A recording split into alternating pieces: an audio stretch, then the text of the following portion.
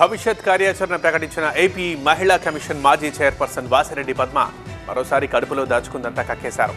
Vijayasai tweets పై చిటపటలాడారు. Vijayawada MP Kesineni చిన్నితో AP మహిళా commission మాజీ chairperson Vasireddy Padma మర్యాదపూర్వకంగా భేటీ అయ్యారు. ఈ సందర్భంగా టీడీపీలో చేరే విషయమై చిన్నితో చర్చించారు. వచ్చే వారం టీడీపీలో చేరనున్నట్లు వాసిరెడ్డి పద్మ ప్రకటించారు.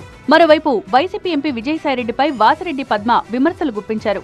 విజయసాయి చీప్ ట్వీట్స్ పెట్టడం సరికాదని ఆమె విమర్శించారు. సీపోర్ట్ అక్రమాలు, రేషన్ మాఫియాను తప్పుదారి పట్టించడం కోసమే ఆయన ట్వీట్స్ చేస్తున్నారని ఆరోపించారు.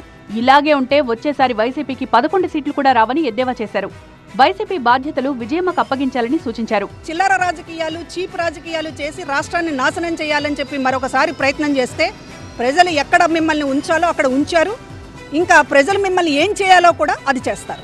ఏపీ అసెంబ్లీ ఎన్నికల ఫలితాల తర్వాత వైసీపీకి దూరంగా ఉంటూ వచ్చిన వాసిరెడ్డి పద్మ నెల రోజుల కిందటే వైసీపీకి రాజీనామా చేశారు. వైసీపీ విధానాలపైన, మాజీ సీఎం జగన్ తీరుపైన విమర్శలు చేశారు. త్వరలోనే రాజకీయ భవిష్యత్ కార్యాచరణ ప్రకటిస్తానని వాసిరెడ్డి పద్మ అప్పట్లో చెప్పారు.